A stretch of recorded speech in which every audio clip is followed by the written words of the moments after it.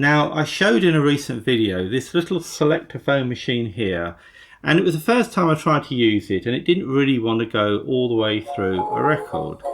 Now, I have done a video on problems like that before, which I'll link at the end. However, there were a couple of other things I wanted to cover off in this video in an attempt to get this machine running. Now, it is possible that I just didn't wind it enough, but with a motor that's like 110 years old, I don't really want to wind it too hard. I don't really want to push it too much.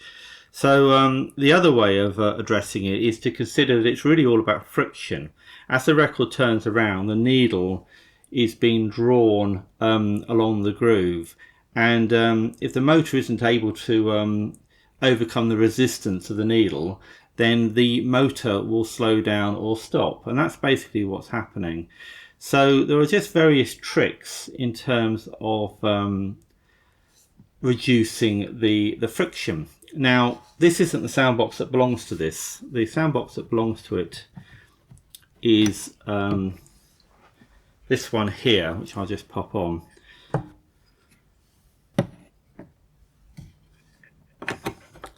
Now this has a pin on it which goes into that slot, and that is actually important. That stops the soundbox turning away from the sort of ideal sort of 60 degrees or so on the record. But with a soundbox like this one here, there's no pin. I mean, there may have been a pin at some point in the past, but there's no pin now, which means that it can actually be rotated. To, I suppose it's a less angle, so it's less vertical, and that can actually reduce the amount of friction. So there may be disadvantages in doing that, but it can help, and that's one thing that this soundbox allows me to do. Now, this soundbox is actually heavier. If I take the platter off, let's release the brake. Now, I've just popped a needle in this soundbox here, and I've got a little set of scales here, which hopefully will show up on camera. So if I fit the soundbox back on,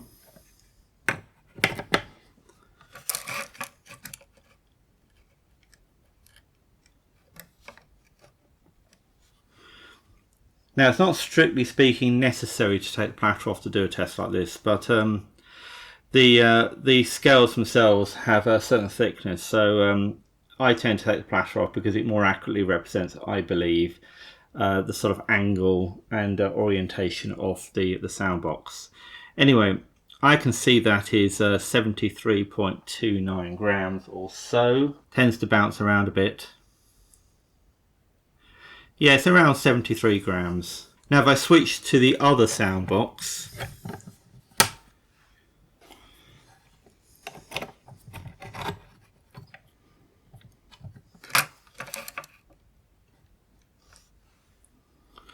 you can see this one weighs a fair bit more actually, or the pressure which is applied is a fair bit more. It's about 80 grams, that one. Now I'm not sure actually, I'll do this live on camera. Does rotating the soundbox actually have an effect to the actual weight or the pressure? Yeah, a little bit. So that's down to about 76 grams by doing that, which might explain why rotating the soundbox does actually help the record turn round and actually stops it slowing down so much. Okay, so that's one little thing that can work with some soundboxes.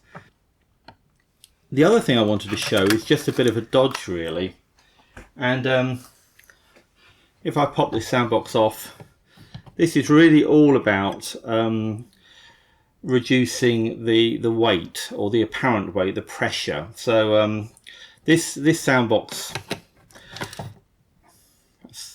obviously didn't have that in properly, but anyway, we won't worry about that. This soundbox is just basically coming down under the force of gravity. Now it is possible to fit some sort of counterweight, so you have something here that goes over here and actually counterbalances this. On later tone arms, springs were sometimes added as well, and that also had an effect. So what I thought was maybe I could come up with something simple that would actually help. And I thought, well, maybe rubber bands. Maybe rubber bands would allow me to make a sort of spring arrangement. So let's actually find some rubber bands. In fact, here's a couple out of that packet, which I've just joined together. I've just looped and joined together. And what I'm going to do is I'm going to put them round. In fact, let's just move the camera slightly.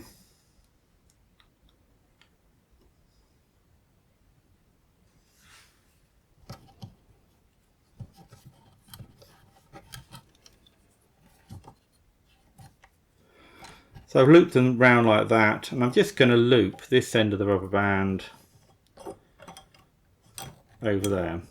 And you can see that actually now it doesn't want to sit down there. It wants to spring back to that position.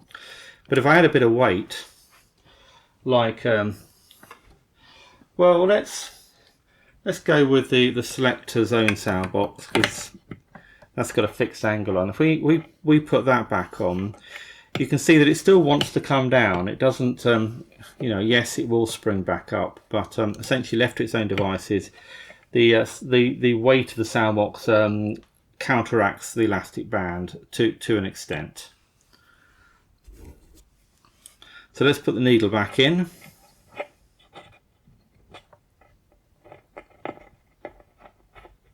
I've got one needle out for filming today. If I lose this needle, I'm going to have to go and find some more. And let's get those scales back. Now if I drop the needle on the X, you can see that the pressure that the needle is placing on the record is right down to, well, I'm reading 37.55, but it will bounce around a bit.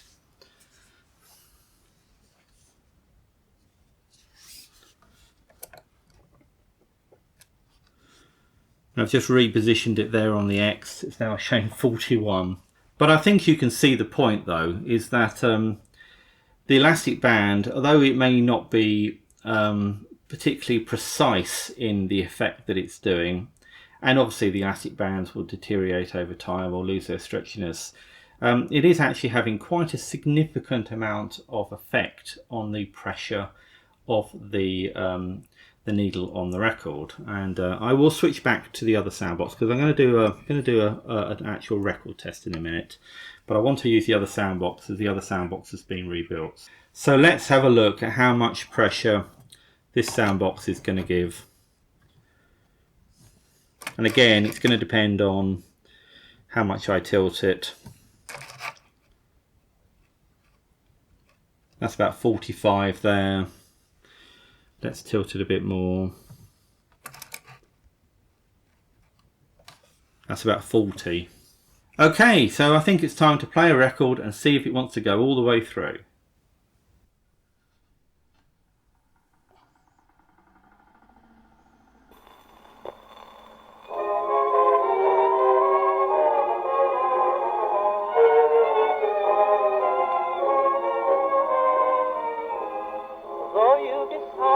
That our love is wrong and think that we should part. It seems as though I have loved you so long. You've always been my heart. Is it a sin? Is it a crime? Loving you, dear, like I do. If it's a crime, then I'm guilty. Guilty of loving you. Maybe I'm wrong, dreaming of you, dreaming the lonely night through. If it's a crime, then I'm guilty, guilty of dreaming of you. What can I do? What can I say after I've taken the blame? You say you're through, you'll go your way, but I'll always feel just the same.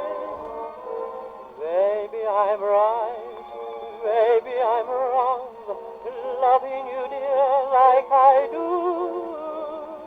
If it's a crime, then I'm guilty, guilty of loving you.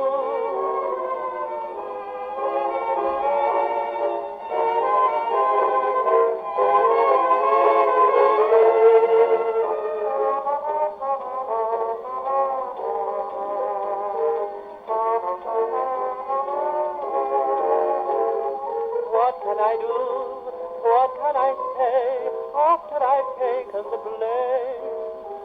You say you're through, you go your way, but I'll always feel just the same. Maybe I'm right, maybe I'm wrong, loving you, dear, like I do. If it's a crime, then I'm guilty, guilty of loving you.